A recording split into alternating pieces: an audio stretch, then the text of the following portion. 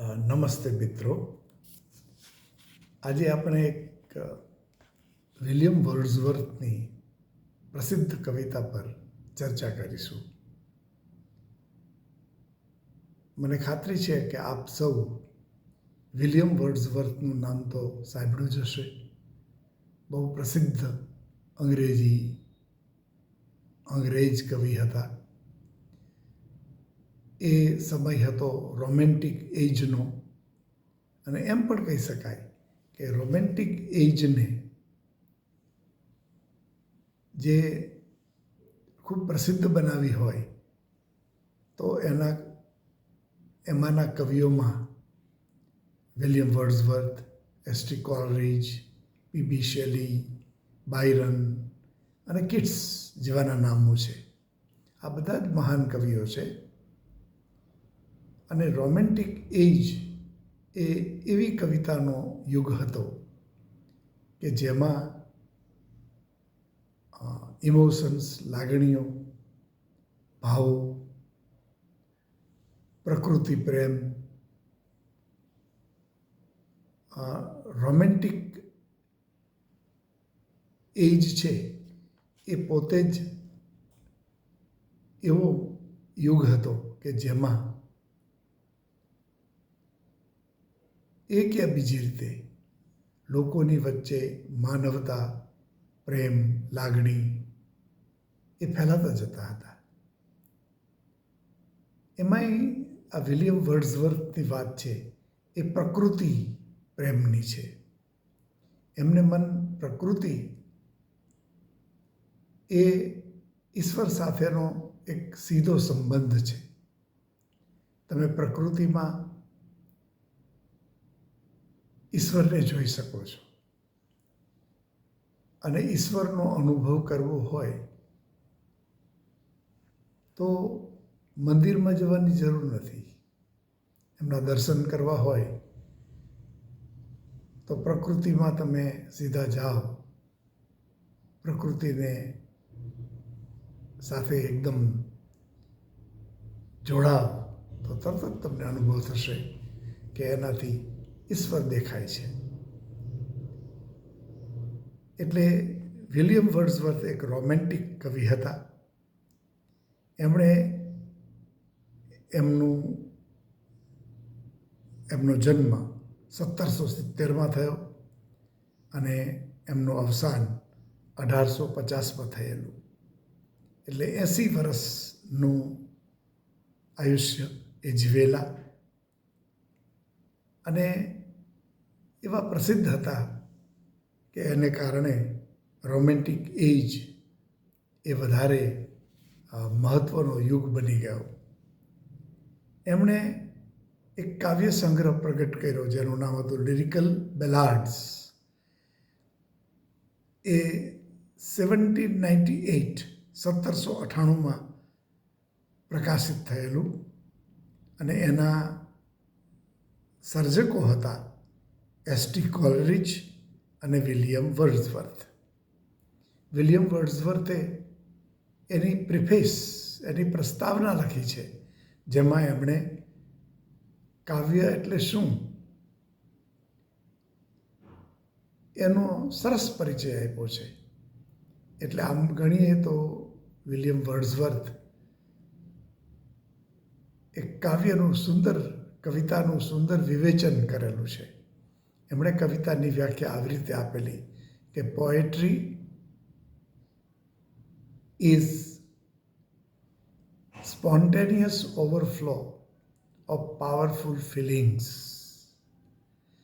કવિતા છે એ spontaneous overflow, સ્વયંભૂ એવો એક ઓવરફ્લો છે લાગણીઓનો. એટલે એનો કહેવાનો મતલબ એવો છે કે જેમાં લાગણીઓ એકદમ જોડાયેલી હોય છે, અને એ જ્યારે ઉભરીને બહાર આવે ત્યારે કવિતા જન્મે છે. એટલે કવિતામાં લાગણીઓનું બહુ જ મહત્ત્વ છે. રાધર ધેન થોટ્સ, વિચાર કરતાં પણ વધારે અગત્યનું છે ઇમોશન્સ, લાગણીઓ. એટલે એમણે આ કાવ્ય જે આપણે આજે ચર્ચા કરવાના છીએ એ કાવ્યનું નામ છે ટેબલ્સ ટર્ન્ડ. ફેરવેલા ટેબલો. ટેબલ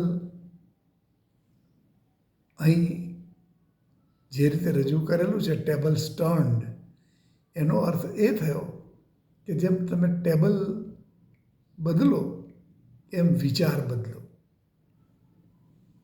એટલે બદલતા વિચારની રજૂઆત વિલિયમ વર્ડ્સવર્થે આ કાવ્યમાં કરી છે. અને એણે એમાં એક બહુ જ મજાની વાત તો એ છે કે એના મિત્ર એસટી કોલરીજ, જે સ્કોલર હતા, વિદ્વાન હતા, ખૂબ વાંચન કરતા, સતત વિચારતા, એને ઉદ્દેશીને એમ કહે છે કે આ તમે શા માટે વાંચ્યા કરો છો? છોડો, વાંચવાની જરૂર નથી, પ્રકૃતિમાં આવો. એટલે આ કવિતાને આપણે એક પ્રકૃતિનું જે મહત્ત્વ છે એ વિલિયમ વર્ડ્સવર્થ એમ કહેવા માગે છે કે પુસ્તકો વાંચવાનો કોઈ અર્થ નથી. પ્રકૃતિને જુઓ, પ્રકૃતિને માણો, પ્રકૃતિના સંપર્કમાં રહો, તો જે તમને અનુભવ થશે એ આધ્યાત્મિક અનુભવ થશે. એમાં સ્કોલર બનવાની કંઈ જરૂર નથી, પણ એક લાગણીસભર એવા વ્યક્તિ બનવાની જરૂર છે. એટલે આ કાવ્ય છે એ પ્રકૃતિ પ્રેમનું કાવ્ય છે. અને વિલિયમ વર્ડ્સવર્થ સ્પષ્ટપણે માનતા હતા કે જો તમારે પ્રજ્ઞા પ્રાપ્ત કરવી હોય, વિઝડમ મેળવવી હોય, તો એ પ્રકૃતિમાંથી મળવાની છે, પુસ્તકોમાંથી નહીં. પુસ્તકમાં ભલે ફિલોસોફિકલ બુક્સ તમે જુઓ તો આપણને એમ લાગે કે આમાં વિઝડમની વાત છે. વાત વિઝડમની ભલે હોય, પણ એ વિઝડમ તમારી પાસે આવતી નથી. વિઝડમ તો મળે છે પ્રકૃતિમાંથી. એટલે એ પોતે કવિતાને આ કવિતામાં એમ કહે છે કે પુસ્તક છોડો અને પ્રકૃતિના પ્રેમમાં રહો. આ જે કાવ્ય છે એમાં 8 સ્ટાન્ઝા છે. દરેક સ્ટાન્ઝા છે એ 4 પંક્તિનું છે, જેને ક્વોટ્રેન્સ કહેવાય છે. એટલે કુલ 8 ચોક 32 પંક્તિઓનું એ કાવ્ય છે.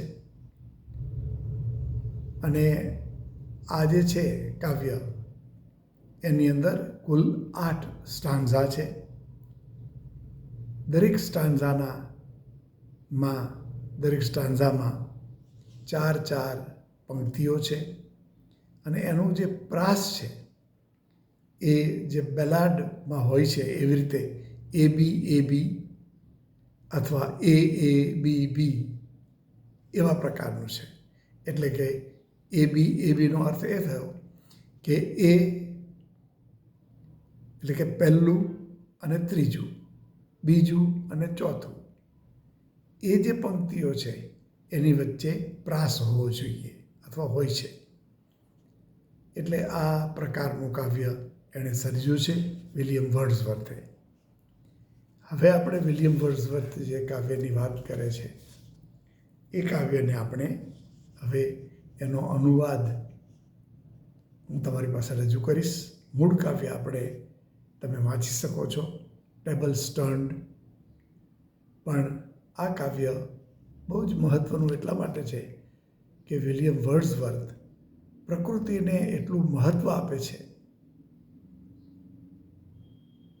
કે આપણે સૌએ એમાંથી શીખવા જેવું છે. આ કાવ્યની શરૂઆત આ રીતે થાય છે. કવિ પોતે બોલતા હોય અને એના મિત્રને કહેતા હોય કે હે મિત્ર, ઊભો થા, પુસ્તક છોડ, નહીતર તું બમણો બની જઈશ. કવિ એમ કહે છે કે તું નકામું ભારે થઈ જઈશ, તારું શારીરિક વેઇટની વાત તો એક બાજુ રહી, પણ મેન્ટલ વેઇટ ડબલ થઈ જશે. એવા વેઇટમાં શા માટે જાય છે, શા માટે પુસ્તકમાં પાછો પડે છે, એમ કરવાની જરૂર નથી. એનાથી ઉલટાનો તું ડબલ બની જઈશ.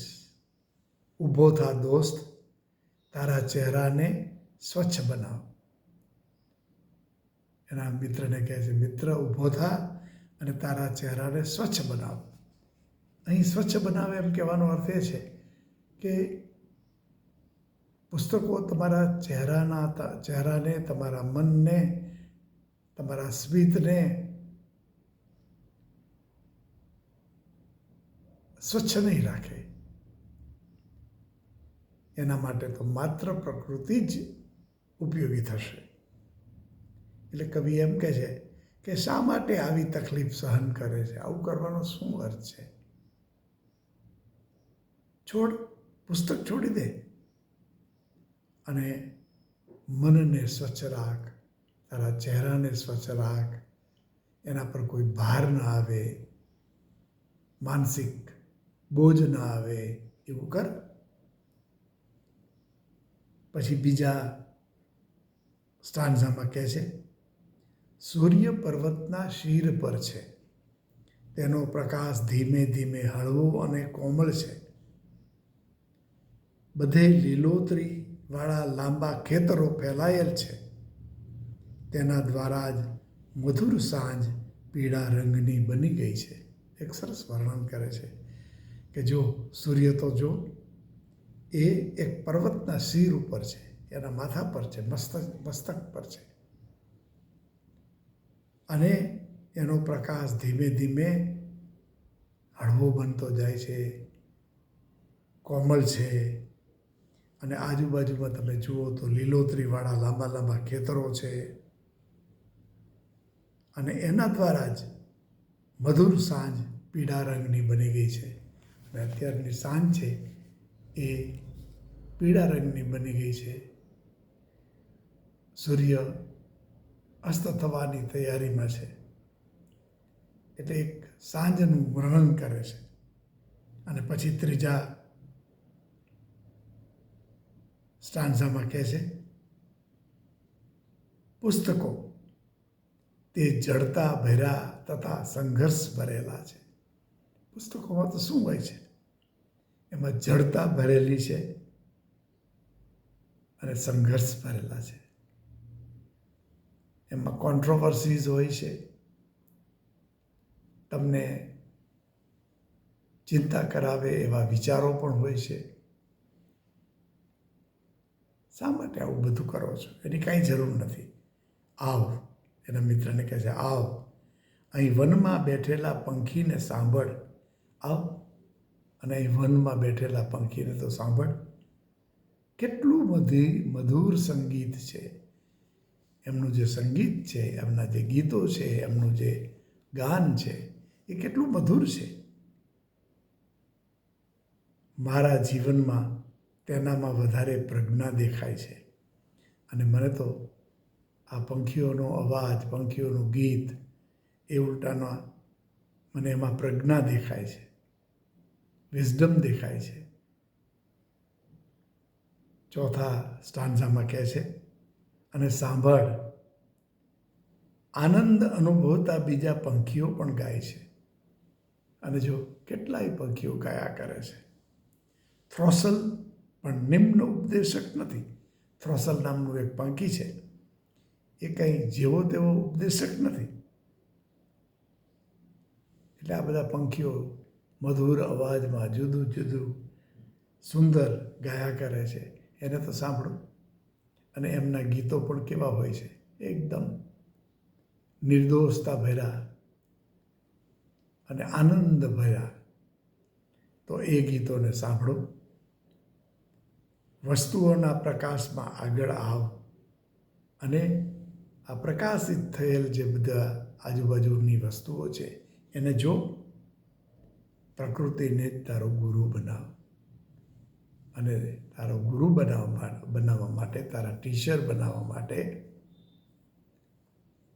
પ્રકૃતિને જ તું ગુરુ બનાવ. કારણ કે પ્રકૃતિથી વધારે કોઈ સારો ગુરુ છે જ નહીં. ઉત્તમ ગુરુ તો પ્રકૃતિ છે. 5મા સ્ટાન્ઝામાં કહે છે, પ્રકૃતિમાં સમૃદ્ધિ ભર્યું ધનનું જગત છે. અને પ્રકૃતિમાં તો સમૃદ્ધિ છે. અને જગતનું આપણે જેને વેલ્થ, ધન કહીએ, એ બધું પ્રકૃતિમાં જ છે. આપણા મન અને હૃદયને તે આશીર્વાદ આપે છે. અને પ્રકૃતિ આપણા મનને, આપણા દિલને આશીર્વાદ આપે છે. સ્વયંભૂ પ્રજ્ઞા સ્વાસ્થ્ય હોય છે. અને પ્રજ્ઞા છે એ પોતાની મેળાએ જ પોતે જ એક પ્રકારનું સ્વાસ્થ્ય છે. પ્રજ્ઞા હોય તો સ્વસ્થતા હોય, સ્વાસ્થ્ય હોય, તંદુરસ્તી હોય. સત્ય આનંદ દ્વારા શ્વાસ લે છે. અને સત્ય પોતે શ્વાસ લે છે આનંદનો. એટલે એ પ્રકૃતિની વાતને બહુ સુંદર રીતે રજૂ કરે છે વિલિયમ વર્ડસવર્થ. 6ઠા સ્ટાન્ઝામાં વિલિયમ વર્ડસવર્થ કહે છે, વસંત ઋતુના વનમાંથી જ્યારે લહેર આવે છે ત્યારે તે માનવતા વિશે તમને વધારે શીખવે છે. આ પંક્તિ બહુ પ્રસિદ્ધ છે. One impulse from vernal wood may teach you more of man, of moral evil and of good than all the sages can. આ મૂળ પંક્તિ છે. એનો આપણે અનુવાદ આ રીતે કર્યો છે કે વસંત ઋતુના વનમાંથી જ્યારે લહેર આવે ત્યારે માનવતા વિશે તમને વધારે સમજણ મળે છે, શીખવાનું મળે છે. અને માનવતા વિશેનું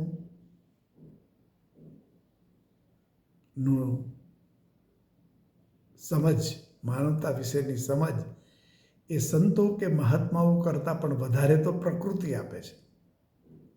તમને એમાંથી નૈતિક, શુભ અશુભ વિશેની જાણકારી મળે છે. એટલે આપણે શુભ શું, અશુભ શું એ જાણવું હોય તો માત્ર સંતો કે મહાત્માઓ જ આપણને શીખવી શકે એવું નથી. ઉલટાનું એના કરતાં વધારે તો પ્રકૃતિ શીખવે છે. એટલે તમે પ્રકૃતિના સંપર્કમાં રહો તો તમને વિઝડમ આવે. અને તમને શુભ શું છે, અશુભ શું છે, પુણ્ય શું છે, પાપ શું છે, જીવન શું છે, પ્રેમ શું છે, એ બધું જ શીખવનાર પ્રકૃતિ છે. 7મા ક્વોટ્રેનમાં કવિ કહે છે કે માધુર્ય આપણને પ્રકૃતિ દ્વારા પ્રાપ્ત થાય છે. આપણે મધુરતા જીવનમાં જોઈએ છે, મીઠાઈ જોઈએ છે. તો જે એ મીઠાશ છે એ આપણને પ્રકૃતિ દ્વારા મળે છે. આપણી તોડફોડ કરતી બુદ્ધિ સુંદરતાને કુરૂપમાં ફેરવે છે. અને આપણી જે બુદ્ધિ હોય છે એ ખરેખર તો તોડફોડ કરનારી છે. અને એ સુંદરતાને વિભાજિત કરે છે, સુંદરતાને તોડફોડ કરે છે. અને એ સુંદરતા બની જાય છે કુરૂપ. આપણા દેહના પોસ્ટમોર્ટમ માટે શરીરની હત્યા કરીએ છીએ. અને બને છે કેવું કે આપણે આપણા દેહનું પોસ્ટમોર્ટમ કરવા માટે શરીરની હત્યા કરીએ છીએ. We kill the body for postmortem. એનો અર્થ એ થયો કે બુદ્ધિ છે એ વસ્તુને તોડે ફોડે છે. એ આપણને પૃથ્થકરણ કરવા માટે તોડફોડ કરતા શીખવે છે. એટલે તમે જોશો કે વિજ્ઞાનમાં આ વસ્તુ આવે છે, જ્યારે પ્રકૃતિમાં એ દેખાતું નથી. પ્રકૃતિમાં તો એકતા છે, યુનિટી છે, ઇન્ટેગ્રિટી છે, સમાનતા છે, સંવેદનશીલતા છે અને એક ઊંડો પ્રાકૃતિક અનુભવ છે જે તમને તમારા દેહને, તમારા આત્માને, તમારા મનને એક બનાવે છે. એટલે કવિ બહુ સ્પષ્ટ રીતે કહે છે કે પ્રકૃતિ દ્વારા જ તમને મધુરતા પ્રાપ્ત થાય છે. અને જ્યારે આપણે કોઈ વસ્તુનું એનાલિસિસ કરવા માગીએ તો એનાલિસિસ કેવી રીતે કરીએ? તોડી ફોડીને, જેમ પોસ્ટમોર્ટમ વખતે હ્યુમન બોડીને તોડીને, કાપીને એનું પૃથ્થકરણ થાય છે, એની સમજ, એના વિશે સમજ આપવામાં આવે છે, એનો રિપોર્ટ તૈયાર કરવામાં આવે છે. પણ એનો અર્થ એ થયો કે બુદ્ધિ વસ્તુને તોડે છે અને પ્રકૃતિ વસ્તુને જોડે છે. આ છે તફાવત પ્રકૃતિનો અને બુદ્ધિનો. છેલ્લા સ્ટાન્ઝામાં કવિ કહે છે કે વિજ્ઞાન અને કલા પર્યાપ્ત છે. વિજ્ઞાન ખરાબ છે એમ નહીં. વિજ્ઞાન અને કલા બંને પૂરતા પ્રમાણમાં છે. તેના સૂકા પાંદડાને પોટલામાં બાંધી દો. હવે એવું કરો, એના જે સૂકા પોટલા હોય ને, પોટલા હોય ને, એની અંદર સૂકા પાંદડાને બાંધી દો. આવો આવો, અને તમારી સાથે એવું હૃદય રાખો કે જે નિહાળે અને પછી તેને પ્રાપ્ત કરે અને સ્વીકારે. આ છેલ્લી પંક્તિમાં, છેલ્લા સ્ટાન્ઝામાં કવિ એક સરસ વાત કરે છે કે આ તમારા પુસ્તકોમાંથી મળતું તમારું જ્ઞાન, વિજ્ઞાન કે ગમે તે હોય, કલા હોય, તો એને સૂકા પાંદડાને જેમ તમે પોટલામાં બાંધો ને એવી રીતે બાંધી દો. એ સૂકા પોટલા છે, આ સૂકા પાંદડા છે, અને સૂકા પાંદડાનો કાંઈ ઉપયોગ નથી કરવાનો, એને બાંધીને મૂકી દો. પણ હે મિત્ર, તમે આવો આવો, અને તમારા સાથે એવું હૃદય રાખજો કે જે નિહાળે, કે જે બધું જોતું રહે. હૃદયને એવું રાખો કે હૃદયને બધું દેખાય, જુએ અને એનો આનંદ માણે. અને પછી જે તમે નિહાળો, જે જુઓ, તેને પ્રાપ્ત કરો, રિસીવ કરો, મેળવો અને એનો સ્વીકાર કરો. તો આ રીતે આ એક સરસ કાવ્ય, ટેબલ્સ ટર્ન્ડ, તમારા વિચારોને બદલો, એમ કવિ કહેવા માગે છે. પુસ્તકોમાં માત્ર ન પડ્યા રહો. પુસ્તકોથી તમારામાં વિઝડમ નથી આવવાની. કદાચ તમે એમ માનો કે મારામાં વિદ્વતા આવી, પણ એ વિદ્વતા તો તોડફોડ કરનારી વસ્તુ છે. એ તો પોસ્ટમોર્ટમ કરનારી વસ્તુ છે, એનાલિસિસ કરનારી વસ્તુ છે. ને એનાલિસિસ છે એનું જ આપણે જ્યારે ગુજરાતી કહીએ પૃથ્થકરણ, તો એ જે બધું એના ભાગ કરવાના, એને વિભાજિત કરવાનું, એને તોડફોડ કરવાનું, જેમ પોસ્ટમોર્ટમમાં શરીરને તોડી ફોડીને કે ભાઈ આ હૃદય છે, આ ફેફસા છે, અને એની ઓળખાણ આપતા રહે કે ભાઈ આ હૃદયના ભાગો છે. એવી રીતે આપણે પુસ્તકો દ્વારા વાંચીને, વિચારીને હકીકતમાં શું મેળવીએ છીએ? ભલે એનાલિસિસ કરીએ છીએ, પણ વિઝડમ પ્રાપ્ત નથી થતી. વિઝડમ મેળવવા માટે તો તમારે પ્રકૃતિ સાથે જોડાવવું જ પડશે. તો આ પ્રકૃતિ પ્રેમની વાત કરનાર વિલિયમ વર્ડસવર્થને સૌએ સમજવા જોઈએ. આ એક કાવ્યને આપણે આજે ચર્ચા કરી અને પછી આગળ બીજા કોઈ કાવ્યની વાત કરશું કે બીજા કોઈ પુસ્તકની વાત કરીશું. તો થેન્ક યુ વેરી મચ. આપનો સૌનો આભાર. Thank you.